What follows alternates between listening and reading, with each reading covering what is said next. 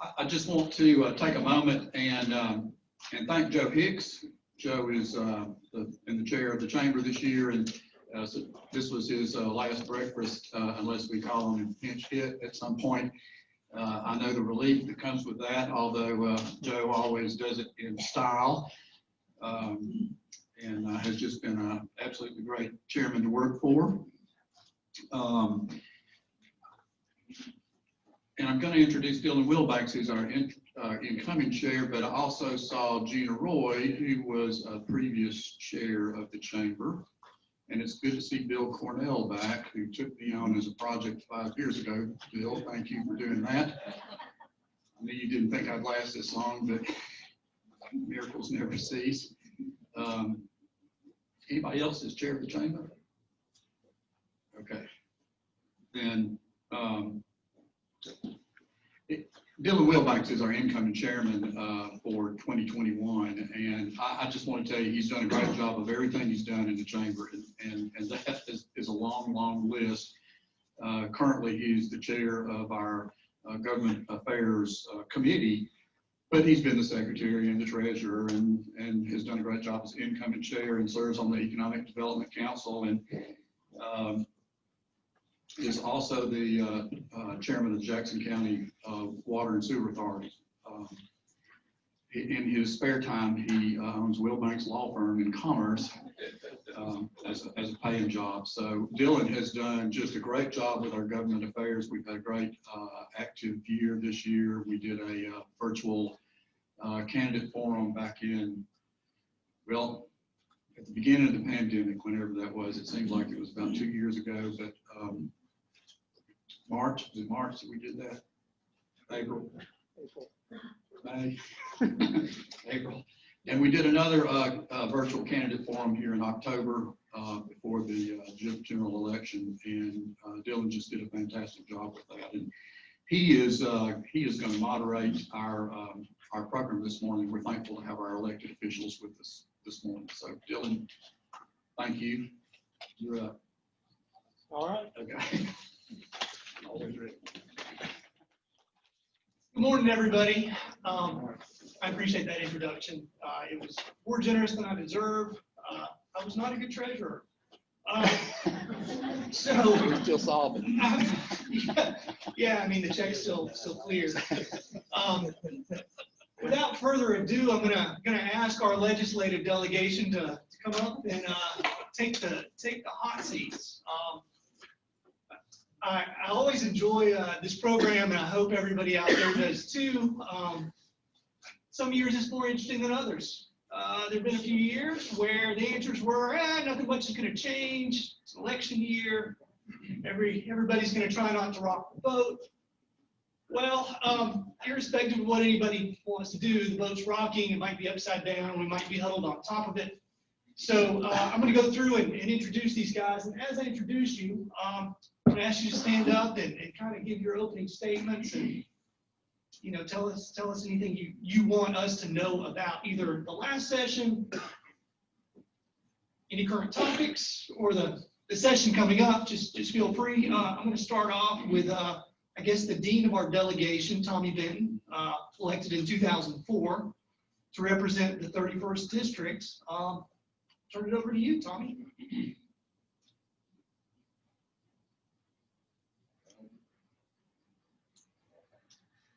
Good morning. Good morning. Am I home? Yes. Can you hear me? Okay. If not, I'll use my teacher's voice. I want to thank the Chamber for having us here this morning. It's always a pleasure to come and speak to you. And as Dylan said, I was elected in 2004. And this has been a great privilege for me to serve the people of Jackson County. It is one of those rare things that some people get to do, and I've been lucky enough to be elected and re-elected since 2004. I currently serve on 6 committees. None of them have anything to do with the election. But we do have a committee that is meeting, that is taking information about about the election to see what we need to do. But I look forward to this session. Last session was unique. The fact that it was a kind of a split session. We went home in March and didn't come back until June, and to finish up with the one thing that we're supposed to do, and that's pass a balanced budget. And I look forward to seeing y'all out. If you ever need me for anything, all you have to do is pick up the phone. My number's in the book. I have an office in Atlanta. Secretary's there all the time.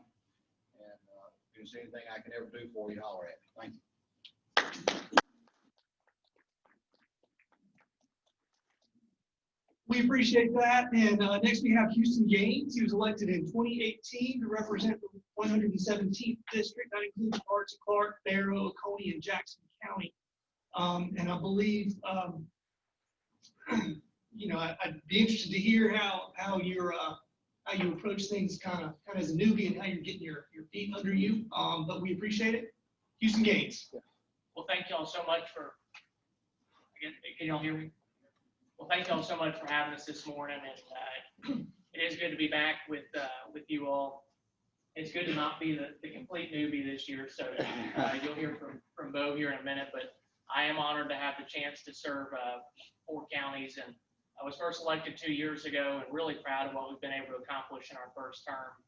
We really tried to hit the ground running, and it is something that, in your first couple months, you are learning how the process works. But really felt like we were able to get in there and do some really good things. I was proud of my first term that passed and was a part of seven pieces of legislation through the House, and we were able to get, I think, 6 of them over all the way through to the governor's desk. And so really proud of the work that we did. But right now is obviously a challenging time for a lot of people, and I think that, as Tommy said, this past legislative session was unique. It was one of the longest in state history because we started in January, went through June, even with a couple months where we weren't sure what the budget was going to look like, and so that's why I ended up taking us through that time, because we didn't know what revenue was going to look like for the state. And so that's something that, again, this year, I don't know that anybody knows exactly how the budget will look, but that is our one constitutional requirement, is passing a balanced budget, and certainly that's going to be a big topic of conversation. But again, I think we all know that small businesses have been really impacted, and certainly individuals have been impacted.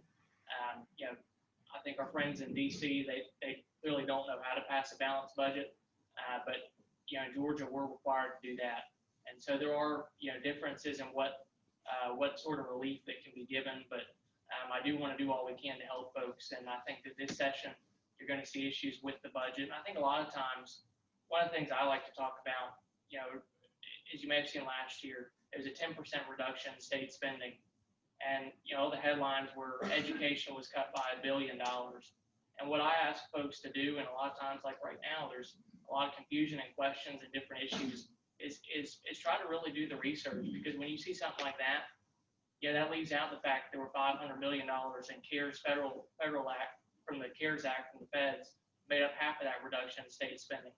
And in Jackson County, and then the other 3 counties of my district, Oconee, Barrow, and Clark, more than triple in reserves in the reduction in state spending.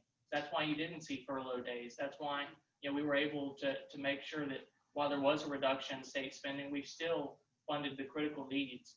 And so I think you're going to continue to see your state government being smart and responsible and making decisions that are going to help us get through these challenging times, because, let's all remember last January and February, it was at the height. I mean, I think everything was moving along great, and then COVID-19 hit. And so, we're going to continue to work to make sure that, once a vaccine, which I think a vaccine is just around the corner, which is really good news for everybody, that we're ready to keep moving forward. So thank you all so much for having us. And as Tommy said, if there's anything I can ever do, please reach out to us anytime. Thank you.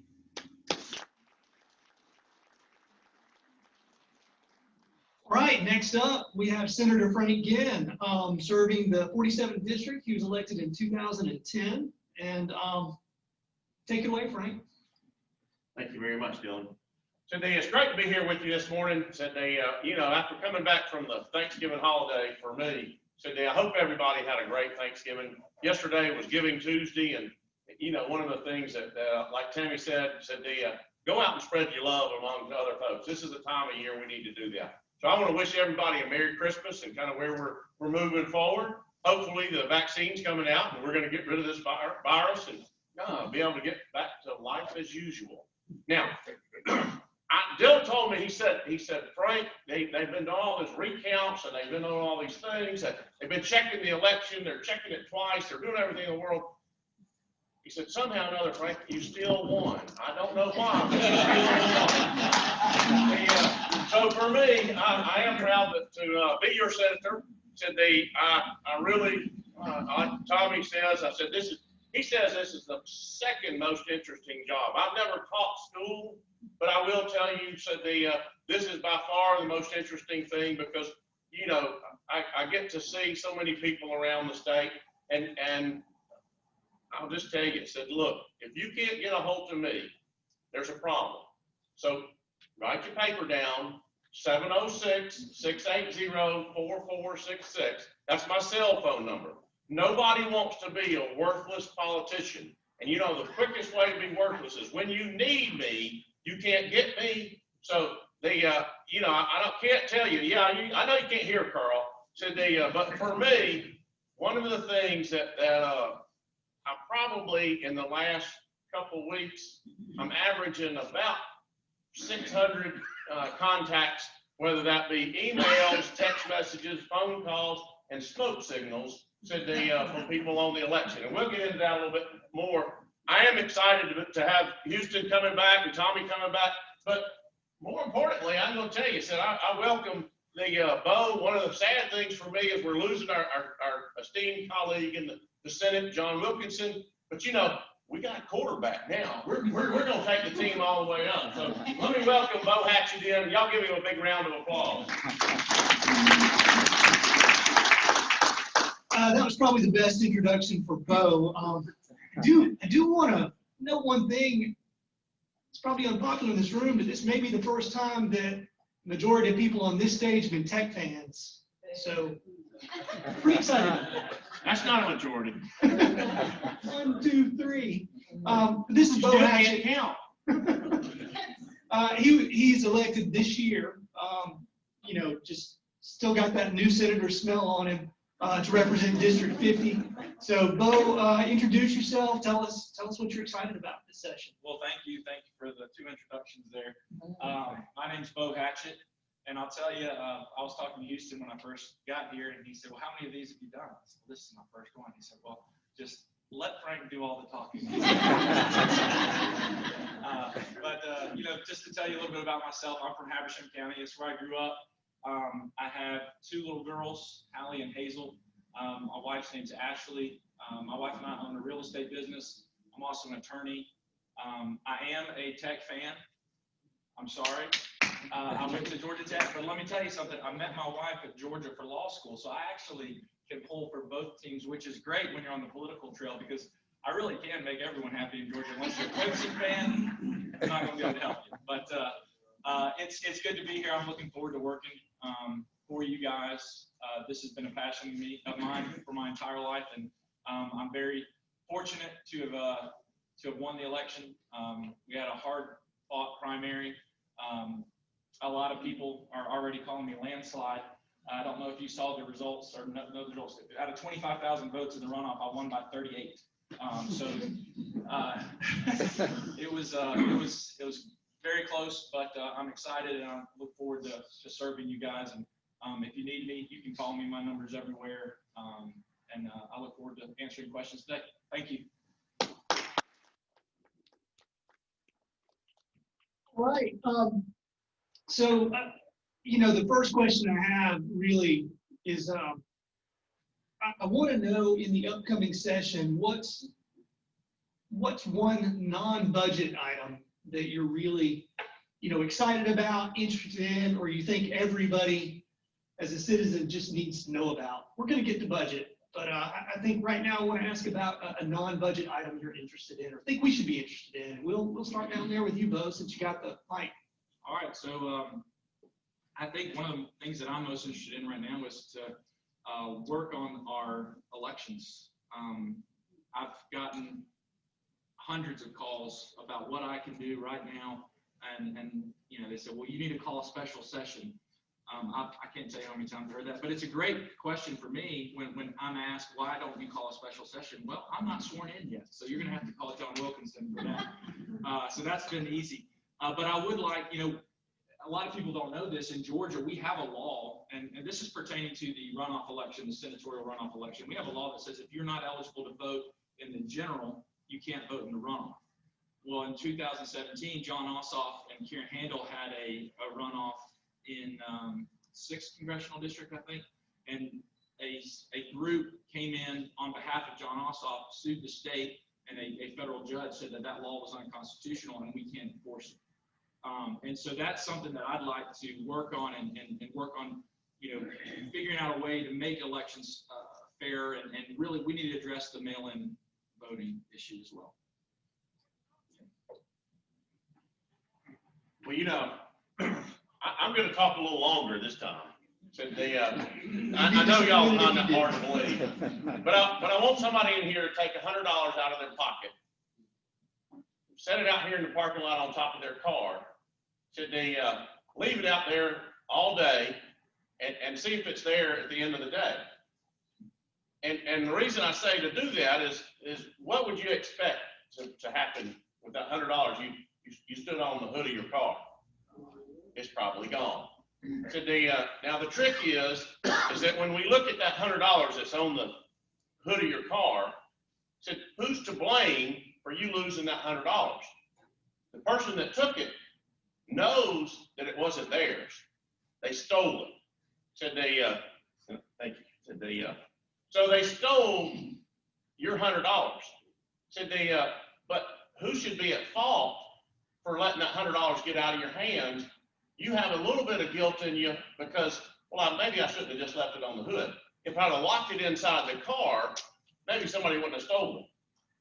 One of the things I want you to think about, what we do in election law in Georgia, is we try to make sure that we've got it locked up, that we've got it protected.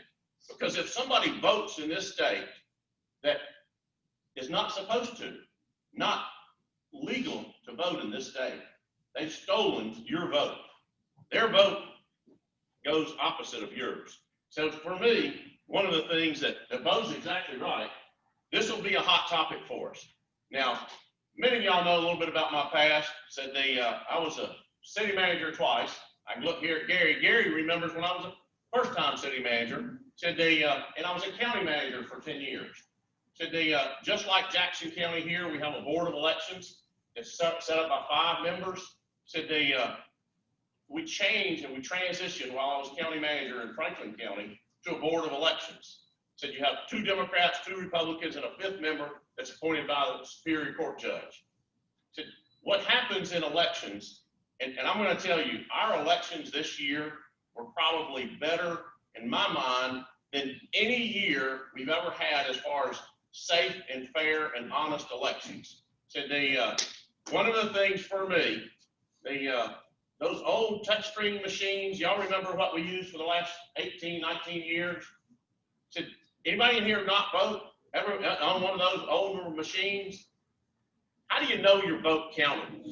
There was no way in hell that you knew your vote counted, because those machines used EEPROM memory and a PCM-CIA flash card. Now, I bought election equipment in years past. Said when I look at where we're at, you touched that screen, you voted, you pushed the button, you walked out of the booth. Said if the memory on that device went out, your vote went out. Then you have no way of knowing what it was. We've leap yeared so far with these new machines. Everybody says, oh, the Dominion machines are all Venezuelan and Canadian, and they're out of the country. Well, I'm going to tell you, you as the voter got to touch the screen, print a piece of paper, and you can read your ballot. So you can see whose name's on there and make sure you voted for who you wanted to. After you do that, You take that piece of paper and you run it through a scanner and they scan and count that piece of paper.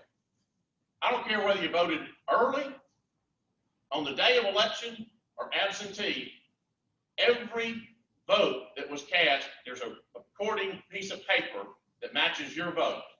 So when you look, we've never done that in Georgia. Our elections are better than they've ever been. Now, are they perfect? I'm going to tell you, no, they never will be. And you know why? Because we're humans, and humans make mistakes.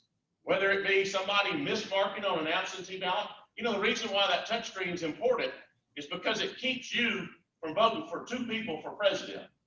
Believe it or not, you can go to about any election office you want to anywhere in the state, 159 counties, and they can show you ballots where people vote absentee and they're hand marking those ballots. They'll vote for two people for the same race. So for me, when we start looking at what's important, I want y'all to really think about all of the hype that you see. And I'm going to tell you, this thing about bashing Brad Raffensperger and the election process, I can come up with a million conspiracy theories. And we can address this all day and anytime you want to. We don't have to. But we don't have to. But for me, it is important that you go out and vote.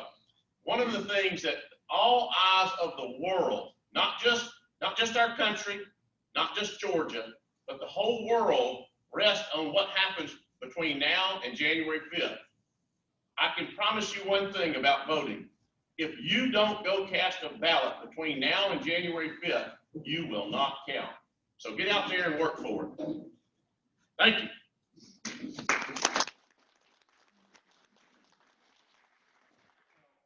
One thing I'll follow up with, last night we actually had an election over in Clark and Oconee counties, and I had somebody who posted on my Facebook page, I posted the vote, and they said that they didn't vote because they didn't think their vote counted. Well, talk to Bo Hatchett, who won by 38 votes. You got a congressional race, I think up in New York, where I saw the difference is 5 votes. You've got to go vote. And this runoff, I think, there's no race more important. No two races more important. But I do think elections is going to be a big major topic of discussion this legislative session. I won't reiterate that because I think everybody knows and expects there's going to be some changes to election law in Georgia when we're back in session. One piece of legislation that I think you're going to hear more discussion on last year during this, it wasn't technically a special session, but we came back for those 2 weeks, was giving small businesses some liability protection. As you probably walked into businesses everywhere, you probably see a sign that's on the front door saying, if you enter the premises, you're recognizing that you're putting yourself at some liability. That gives businesses, as long as they're not grossly negligent, gives that business some protection because, as we all know, there are risks to everything we do, but we wanted to protect small businesses who have already been devastated, to give some liability protection related to COVID-19. Well, that protection runs out because nobody knows how long, and nobody could have predicted how long that COVID-19 would be here. We still don't know. Obviously we're all hopeful that a vaccine is around the corner, but there's still going to be, folks who won't take the vaccine. There's going to be, even with the vaccines, there's still going to be individuals who continue to contract the virus. So ensuring that we continue to protect our business community with some liability protections, I think that's something you're going to see this session. It literally had everybody involved, and I think that's going to be something, whether to extend those liability protections or not, I think that's something you're going to see this legislative session as well.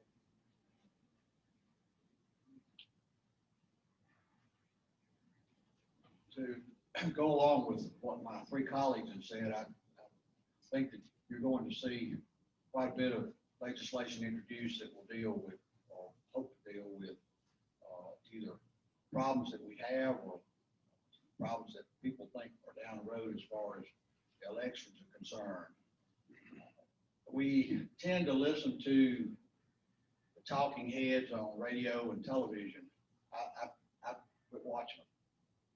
Because they're telling me from their platform that I need to do something that I can't do. That's called a special session. I can't do that. Frank can't do that. Houston can. John Wilkinson can. The speaker can. We have laws that govern us on that. I don't think those laws will be changed. I think that you're going to see, and education is usually one of the big topics, usually has a good bit of legislation that's introduced.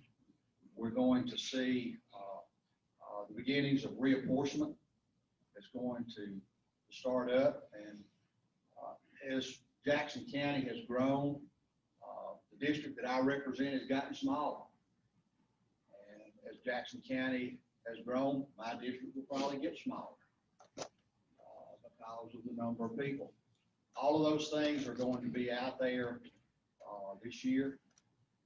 We have, and of course, there's always the unforeseen stuff that comes up that will end up taking up a great deal of time.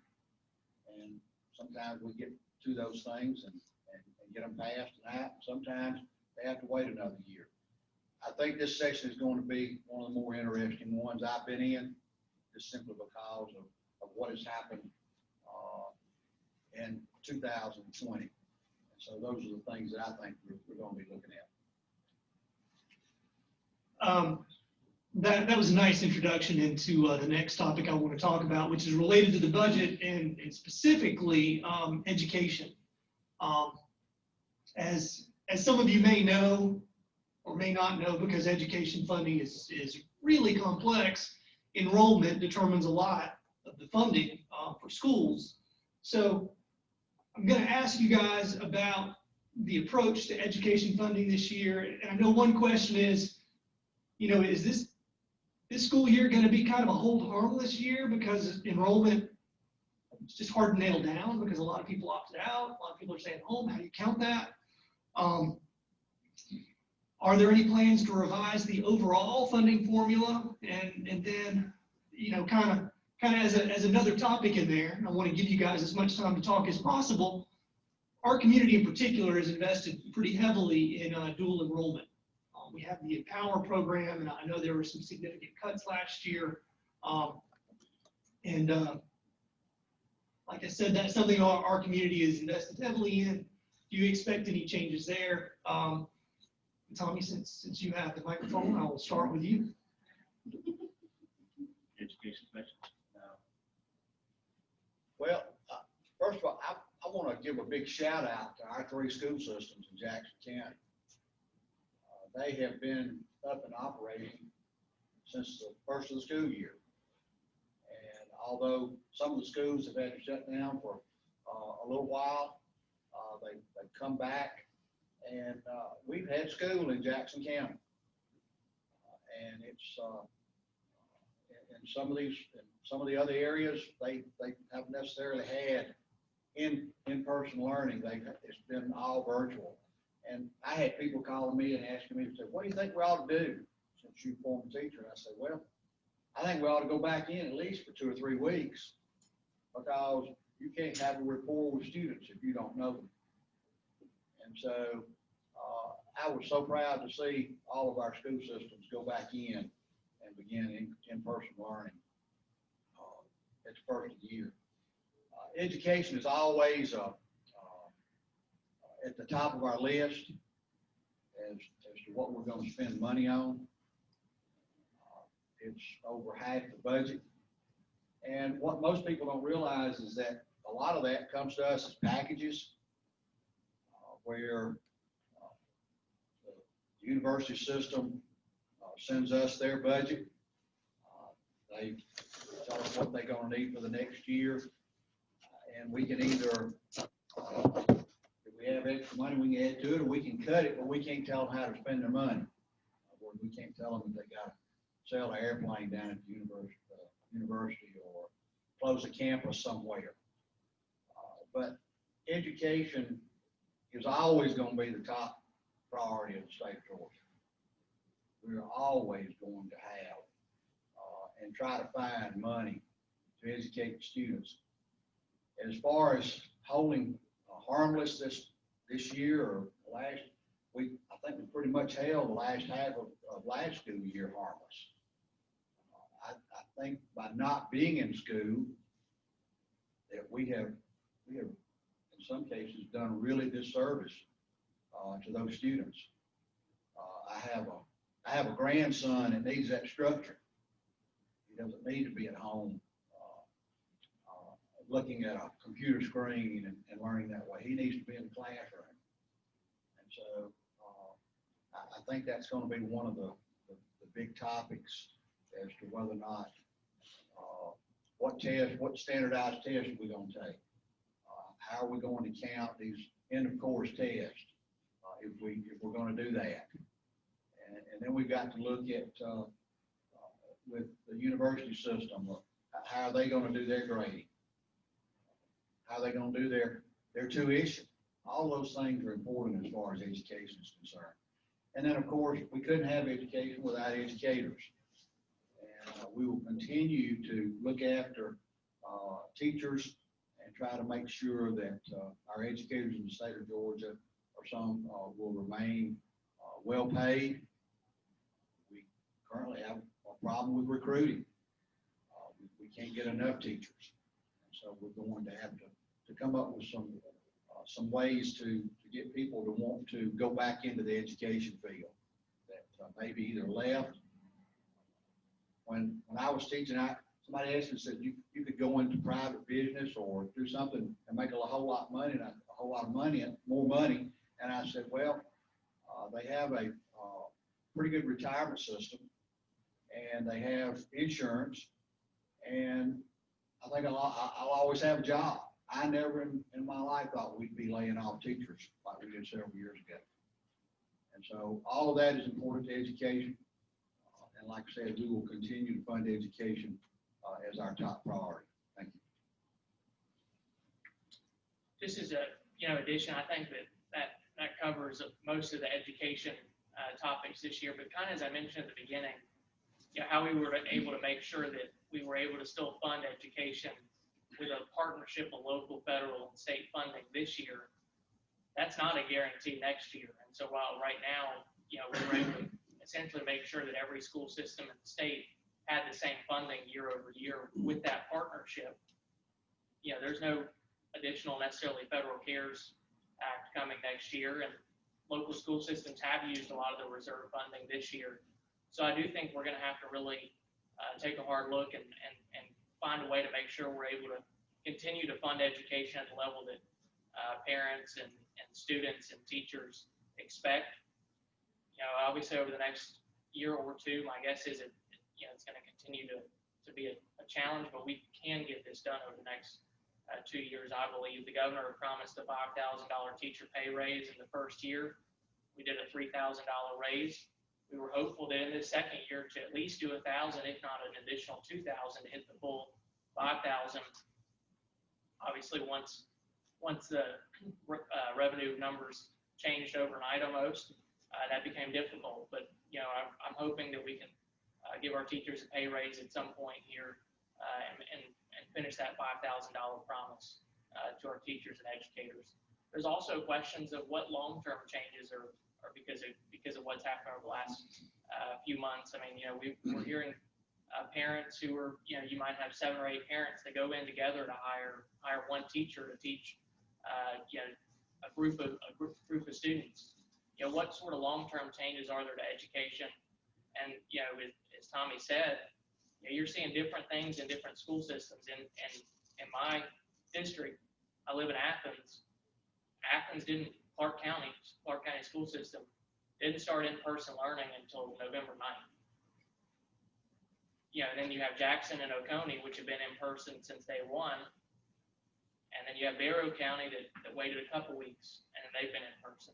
So you're seeing all across the state all sorts of different models. And, I do think there's challenges for students, whether it's standardized testing or otherwise, and most importantly, just what they're learning and their long-term consequences of their mental health by not being in the classroom.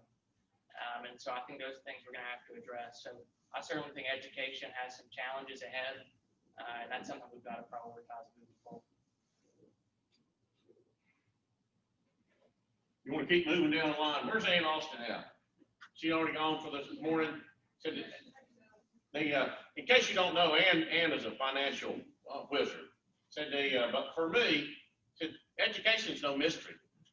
We invest in education so that our youth, and I don't care whether we're pre-K, K through 12, post-secondary, whatever, can be productive citizens and earn a living when they get out of school. Said and a lot of that education continues on into the working career. For me, I chair the Economic Development and Tourism Committee in the Senate. Said it's all an investment. What we do in education is we invest in our future. So we'll continue to do that. It's a priority for all of us. We spend well over half of our budget, half of the tax money that you pay goes into education because it will pay dividends for you and everybody else in Georgia. Bo, talk to us about the QBE formula. I'm just kidding. That's a tough question. I don't know. I can't add much. I echo what they said. I was going to hit on the last point that you said about the dual enrollment program. I think that's a very important program in the state. It's a way that kids can, get not only credit for college, but in Habersham County in particular, I've spoken with several educators and business owners that have hired kids straight out of high school that already have a welding certificate. And that's a career that a kid can, start at 18 years old. So I'm a big fan of the dual enrollment program, and we're going to continue that. I appreciate that. That's definitely something in Jackson County we'll want to hit the accelerator on rather than the gas. We're at our time limit, and I just want to thank our delegation for being here and always participating in this program. I think it's always informative and something for everybody to think about when they're looking at what happens in the session. Some years they talk a little longer than others, and as a consequence, I don't get to all my questions. So we're going to adjourn, but after the meeting, if you want to ask them about marijuana legalization, they'll be happy to talk to you about it. With that, I don't think we have any other business. I will turn it back over to Jim for your formal adjournment.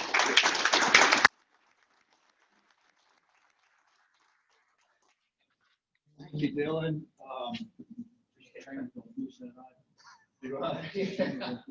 Okay. All right. Yes, we've hit the moment, but y'all, we are really blessed to have the access to these, our delegation, our local delegation, and some very dedicated servants here. And I want to tell you, it is easy to let Frank do all the talking. It's easy on you. It's not necessarily easy on the rest of us, but it is easy on you. I love you, man. So thank y'all for being here today, and thank y'all for being as accessible as you always are.